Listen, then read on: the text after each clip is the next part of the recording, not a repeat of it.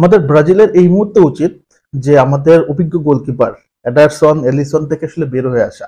কারণ ব্রাজিলের বর্তমান প্রজন্ম অনেক তরুণ তরুণ আসলে গোলকিপার বেরোইছে। কারণ এই সিনিয়রদের উপরে ভরসা রেখা আমরা আলটিমেটলি একটা কোপা আমেরিকা ছাড়া কিছুই পাই নাই। 2020 সালে অ্যালিসন বেকার কোপা আমেরিকা জিতাইছে, এরপর থেকে 18 সালে বিশ্বকাপে ফ্লপ বেলজিয়ামের কাছে হারছে, 21 সালে কোপা আমেরিকা এডারসন ফাইনালে আর্জেন্টিনার কাছে হারছে নিজের ভুলে। তারপরে 22 বিশ্বকাপে আমরা কিছু পাই নাই। এই যে কোপা আমেরিকা গেল, সেটাও তো আমরা কিছু আসলে পাই নাই। আলটিমেটলি অভিজ্ঞ যে গোলকিপার আমাদের আসলে কিছু দিতে পারে নাই।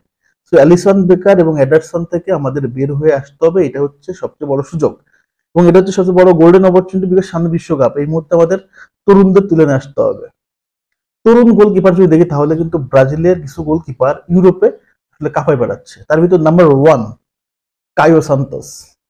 কায়ো সান্তোস ফ্রাঙ্কফুটে একদম অসাধারণ গোলকিপার এবং এই মুহূর্তে তার বয়সটাও কম এবং তার অ্যাগ্রেসিভ গোল আসলে ঠেকানোর আসলে যে আসলে স্পৃহা বলেন, মানে ওভারঅল মিলে তার ভিতরে যে কোয়ালিটিটা আছে, আমি মনে করি যে নেক্সট টপ লেভেলে গোলকিপার হওয়ার যথেষ্ট কোয়ালিটি কিন্তু কায়ো সান্তোসের ভিতরে আছে। আমার মতে উচিত আসলে ব্রাজিল কোচ দরিভাল জুনিয়রের কায়ো সান্তোসকে দলের সাথে ক্যারি করা। আরেকটা প্লেয়ার আছে লুকাস পেরি, আপনারা সবাই জানেন অলিম্পিক লিওতে খেলে এবং সেও কিন্তু এই সিজনটাতে দুর্দান্ত করতেছে। এই যে ইয়াংরা যখন এত ভালো পারফরমেন্স করতেছে, তাহলে কেন ভাই বুড়োদের উপর নজর রাখতে হবে? যদি বুড়োরা আমাদেরকে ট্রফি জিতাতো, যদি বুড়োদের উপরে নির্ভর করতে পারতাম, তাহলে বুঝতাম যে আসলে না, এরা আমাদের জন্য এখনো সেফ জোনে আছে। কিন্তু আলটিমেটলি তারা তো আমাদের কিছু দিচ্ছে না। অ্যাডারসন এই সিজনে কি ভয়ঙ্কর ভাবে গোল হজম করতেছে সিটির হয়ে আমরা দেখতে পারতেছি।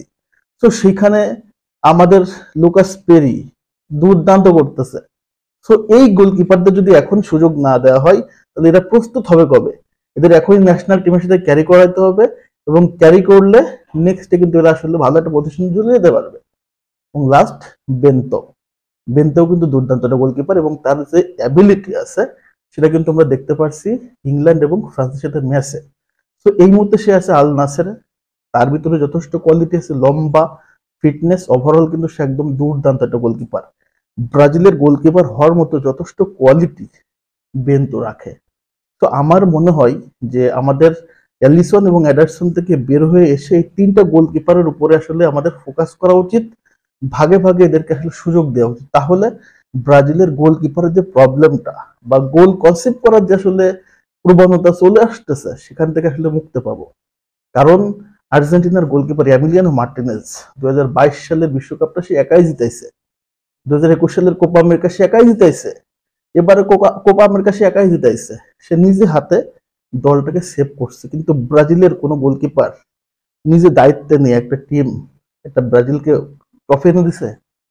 দিতে পারে নাই। সো আমাদের উচিত বা আমাদের কোচের উচিত এই জায়গা থেকে বের হয়ে এসে আমাদের যে তরুণ যে গোলকিপার গুলো আছে তাদেরকে উঠাই নিয়ে আসা, তাদেরকে প্রমোট করা এবং তাদেরকে আসলে মানসিকভাবে প্রস্তুত করা। বিকজ এরা হচ্ছে আমাদের ভবিষ্যৎ। সো লুকাস পেরি, তারপর হচ্ছে কায়ো সান্তোস, বেন্তো, এই গোলকিপারদের ভিতরে আপনার কাছে সবচেয়ে কাকে পছন্দ বা কে হইতে পারে নেক্সট ব্রাজিল দলের রাডারে থাকতে পারে বা কে নেক্সট ব্রাজিল দলকে নিয়ন্ত্রণ করতে পারে বা নেতৃত্ব দিতে পারে? কমেন্ট বক্সে কমেন্ট করে জানাই দিবেন। তো সবাইকে ধন্যবাদ জানাচ্ছি, ভালো থাকেন, সুস্থ থাকেন, আল্লাহ হাফেজ, আসসালামু আলাইকুম।